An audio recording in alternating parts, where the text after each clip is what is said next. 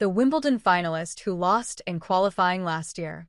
A year ago, Amanda Anisimova was doing her best to avoid thinking about Wimbledon after failing to qualify for the main draw.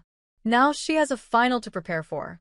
The American stunned world number one Aryna Sabalenka and herself to reach Saturday's showpiece with a 6-4-4 to 6-6-4 win. The 23-year-old will face Poland's Iga Swiatek in her first Grand Slam final after fulfilling the potential she had shown as a teenager several years ago before taking a lengthy break to look after her mental health. To be honest, if you told me I would be in the final of Wimbledon, I would not believe you. Especially not this soon, Anisimova said. It's been a year's turnaround. To be in the final is just indescribable, honestly. After losing in the third round of qualifying while ranked 191st in the world, this time last year, she was relaxing with her friends and family to take her mind off Wimbledon. Every time I'm out of a Grand Slam or a tournament, I take a few days off. I don't turn my phone off, but I don't really follow what is going on, she said.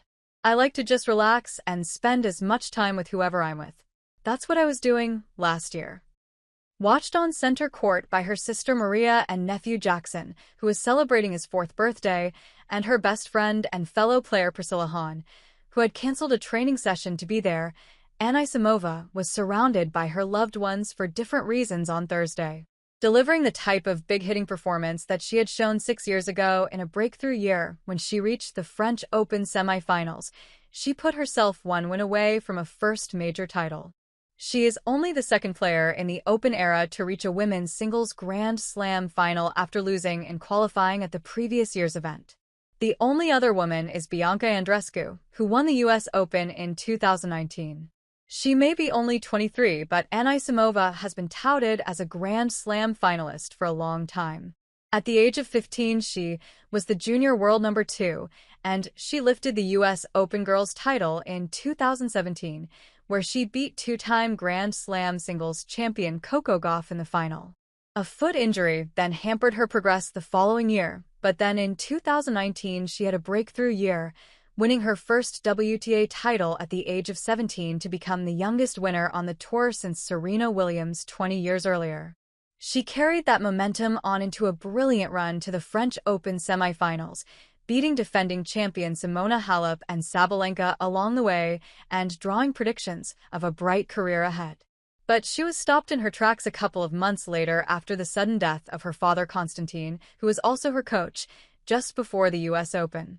She struggled on court, and it was not until 2022 that she had another deep run at a Grand Slam, when she reached the Wimbledon quarterfinals. But she then missed much of the 2023 season to look after her mental health before returning last year ranked outside the world's top 400. She said this run at Wimbledon was a special message to anyone who warned her against taking a break. A lot of people told me that you would never make it to the top again if you take so much time away from the game, added Anisimova, who reached the Queen's final last month. Just me being able to prove that you can get back to the top if you prioritize yourself has been incredibly special to me. This Wimbledon run will lift her to a career-high ranking inside the world's top 10, and she could become the 3rd American woman to win a Grand Slam title this year after Madison Keys at the Australian Open and Coco Gauff at the French Open.